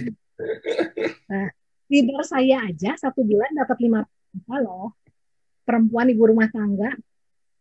Ya, si Sylvie itu dapat 500 juta sebulan sama Ko Budi. Ya. Tampilannya ibu rumah tangga, rasanya tuh rasa ibu rumah tangga, income-nya itu lebih dari Kayaknya direkturnya kalah ya Nick ya. Sampai waktu itu saya pernah, saya sering pergi sama Silvi, saya kasih tahu sama orang, itu tuh leader saya tuh yang invest ini. Masa sih low profile banget? Tahu nggak teman-teman? Dengan kita low profile, ternyata orang lebih respect dan mau join sama kita. Setuju. Ternyata saya nemuin itu loh. Tapi nggak selalu ya. One time kita kalau kita mau prospek seorang presiden direktur, maksudnya gini lah, ketika kita mau siapa lawan kita, kalau lawan kita seorang presiden direktur, tampillah kita yang sepadan dengan itu. Tapi kita harus bisa sampai prospek ke tukang beca gitu. Saya lakukan itu. Gitu. Saya tadi prospek yang punya warung kios. Saya pernah prospek layan kafe. Kadang karena udah bawaannya atau darahnya saya udah MLM ya. Semua orang tuh kalau berpotensi gatel gitu loh. Ya cewek hari ini follow up gitu. Kayak gitulah. Oke, kurang lebih kayak gitu ya. Ci Christine, Ya. satu aja pertanyaan dari saya. So, what's next goal? Karena kan utang semua lunas. What's the next goal-nya seorang Ci Christine? Karena saya lebih pasti yang ngikutin dari awal kan udah 20 tahun utang, ada yang ada bunga, ini keluarga, urusan. Sekarang what's next impian Cici sih? Ya, kalau impian saya memulai impian bukan dari materi dulu. Impian saya membebaskan orang-orang yang seperti saya. Dan itu udah kebuktian 2 hari yang lalu ada yang WA saya nelfon nangis-nangis karena dia baru rukonya hilang semua, rekening cuman kadang-kadang cuman sisa 20.000 dan minggu berapa hari yang lalu bisa transfer pelunasan 12,5 juta uang AFC, which is baru join 3 bulan dan dalam 3 bulan dapat 20 juta dan utang 12,5 juta. Itu goal pertama saya. Saya bukan karena ketika saya fokus ke orang, berkat saya nanti udah ada yang ngatur. Gitu. Kalau ditanya udah pasti saya nggak belum punya rumah, seperti kata Niko ya, rumah dulu udah pasti. Cuman yang sebenarnya saya lebih pengen menginvestasikan hidup saya pada orang-orang yang seperti saya utamanya, gitu, yang membutuhkan pertolongan. Oke, so buat closing udah teman-teman saya nggak akan nambahin closing apapun. Saya mau kasih tau gini. Hari ini kita belajar bahwa leader yang hebat itu tidak dilahirkan karena kecelakaan. Ada, nah namanya karena ini binary teman-teman. Kadang Anda ada leader hebat kalau patokannya income, kadang dia bisa jadi karena kecelakaan. Kebetulan downline kiri kanan. Sesungguhnya teman-teman bahwa dia lahir dari proses. Itu yang teman-teman, dan itu akan kekal abadi. Satu. Dan nomor dua, Anda tadi pasti belajar dari bagaimana pertanyaan itu how next goalnya apa, dan Ci Christine akan dia jawab nomor satu adalah dia akan bantu orang-orang yang kondisinya kayak dia. Menurut saya itu benar-benar real goal ya kayak gitu sih. Karena banyak kalau tanya real what's next, saya mau punya rumah, saya mau punya mobil, tapi dia nomor satuin bahwa dia mau bantu orang-orang yang kondisinya seperti dia. Mudah-mudahan saya juga doain, mudah-mudahan kita semua bisa doain bahwa kita juga bisa jadi salah satu orang yang bisa bantu sesama kita.